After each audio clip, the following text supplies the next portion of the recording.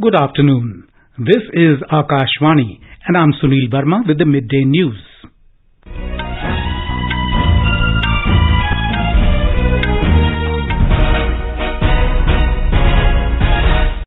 The headlines.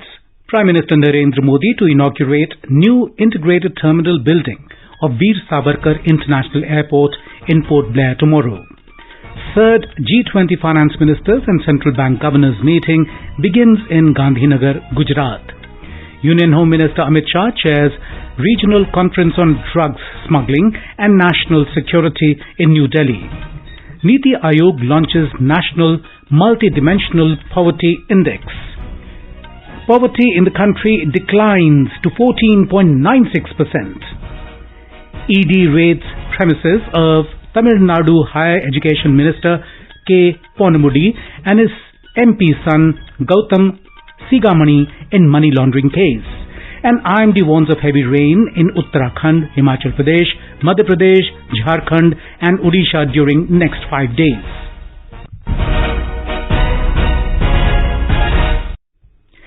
Prime Minister Narendra Modi will inaugurate the new integrated terminal building of Veer Savarkar International Airport, Port Blair, tomorrow. Mr. Modi will inaugurate it through video conferencing.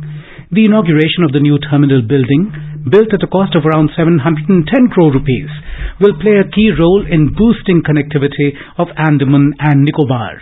With a total built-up area of around 40,800 square meters, the new terminal building will be capable of handling about 50 lakh passengers annually. An apron suitable for 2 Boeing 767-400 and 2 Airbus 321 types of aircraft has also been constructed at the airport at a cost of 80 crore rupees, making the airport now suitable for parking of 10 aircrafts at a time. The third G20 finance ministers and central bank governors FMCBG's meeting began in Gandhinagar today. Union Finance Minister Nirmala Sitaraman and RBI Governor Dr. Shaktikanta Das are jointly chairing the meeting. Addressing the inaugural session, Ms. Sitaraman called for enhanced economic cooperation to tackle global challenges such as food and energy insecurity and climate change. The global economic growth is below its long-run average and remains uneven. Further, the uncertainty around the outlook remains high and downside risks to the outlook still persist, including those related to geo-economic fragmentation. What we need are coordinated international efforts to navigate this challenging period. In this context, the G20 Framework Working Group explored the issue of tackling macroeconomic challenges related to food and energy insecurity and those related to climate change and transition pathways. Talking about the outcomes of the G20 deliberations, the minister said 3 important deliverables have been prepared. 3 significant deliverables have been prepared, including the framework on economic risks and vulnerabilities, the report on best practices on financial health and institutional arrangements, and the report on mapping pandemic response financing options and gaps. The 2-day meeting is being organized into 5 thematic sessions. The discussions today will focus on issues related to the global economy, global health, and sustainable finance and infrastructure.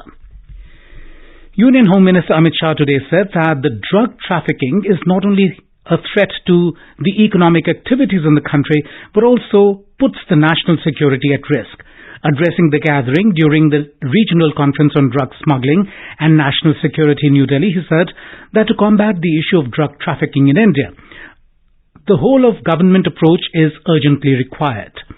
He said under the leadership of Prime Minister Narendra Modi, the government has adopted a zero-tolerance policy against narcotics to create a drugs-free India. मादक पदार्थों की तस्करी और उपयोग न केवल आने वाली नस्लों को बर्बाद करता है, परंतु वो राष्ट्रीय सुरक्षा को भी प्रभावित करता है। जिस तरह से हमारे पड़ोसियों का एक प्रकार का निरंतर व्यवहार डिस्टर्बेंस खड़े करने का है, वो मादक पदार्थों की तस्करी को सीधा टेरर लिंक से जोड़ता है। इसलिए भारत जैसे देश में मादक पदार्थों की तस्करी पर लगाम कसना और उसके प्रति जीरो टॉलरेंस की नीति को अख्तियार करना मैं समझता हूं कि समग्र विश्व में सर्वाधिक महत्वपूर्ण है. The number of persons living in multidimensional poverty in the country has fallen from 24.85% to 14.96% between 2015-16 and 2019-21. This was unveiled in the National Multidimensional Poverty Index released by the Niti Aayog today. Briefing media in New Delhi, Niti Aayog CEO Veer Savarkar said 13.5 crore people have escaped from multidimensional poverty in 5 years. He said India is on course to achieve Sustainable Development Goals target much ahead of schedule by 2030. He also said the report shows that poverty in rural areas has declined sharply from 32.59% to 19.28% during the period. In Tamil Nadu, Enforcement Directorate conducted raids at the houses and offices of the State Higher Education Minister Dr. Ponmudy and his son and Lok Sabha MP Gautham Sigamani. The raids were conducted at more than 7 places in Chennai and Villupuram based on a complaint on illegal foreign transactions 7 years back. The money laundering case against Ponmudy is linked to alleged irregularities when he was a state mining minister between 2007 and 2011. There were allegations against him of violation of quarry license conditions, leading to loss of about 28 crore rupees to the exchequer. This is Akashwani giving you the news. For quick news updates round the clock, follow us on our Twitter handle at AIR News Alerts. President Draupadi Murmu has said that philanthropy has been considered the most important human value in Indian tradition. Presiding over the ceremonial session of annual general meeting of Indian Red Cross Society at Rashtrapati Bhavan in New Delhi today, she said the Red Cross has shown its commitment through relief work during the natural disasters and health emergencies. She appreciated all the members and volunteers of the society for their dedication and service to humanity. President Murmu said that their dedication, compassion and selfless spirit towards human service inspires others and expressed confidence that the Indian Red Cross Society will continue to work for the welfare of humanity. The President was happy to note that the Indian Red Cross Society is meeting about 10% of India's blood requirements through more than 100 blood donation centers and mobile campaigns across the country. The India Meteorological Department has forecast heavy to very heavy rainfall over Uttarakhand and Himachal Pradesh, Madhya Pradesh, Jharkhand and Odisha for the next 5 days. It said that a low pressure area has formed over northern Odisha and adjoining Gangetic, West Bengal and Jharkhand, which is expected to bring heavy and widespread rainfall over central and adjoining eastern India in the next 5 days. IMD said due to the low pressure, heavy rainfall is expected in eastern districts of Madhya Pradesh, Chhattisgarh and Odisha today and tomorrow. Moderate to heavy rainfall will occur over parts of northwest India, including Himachal Pradesh and Uttarakhand for at least the next 5 days. Recent heavy monsoon rains in Himachal Pradesh have resulted in a huge loss of life and property due to incidents like floods, landslides and cloudbursts. The Central Interministerial Team will be visiting the state today to take stock of the damage caused by this heavy rain and the ongoing relief and rescue operations. It may be noted that this time monsoon rains have been unprecedented and heavy rains have broken all previous records. More than normal rainfall has been recorded in 8 districts of the state. So far, 117 people have lost their lives. 121 people have been injured, while 12 people are missing in the incidents of heavy rain, landslides and floods in the state. Meanwhile, Chief Minister Sukhwinder Singh Sukhu says that he will present the complete picture of the loss before the central team. He said that the loss due to natural calamity in the state is estimated to be more than 8,000 crore rupees. In Kerala, thousands of devotees flocked to Kerala's bathing ghats and temples to participate in the Karkidaka Vavu Bali ceremony today. We have a report from our correspondent.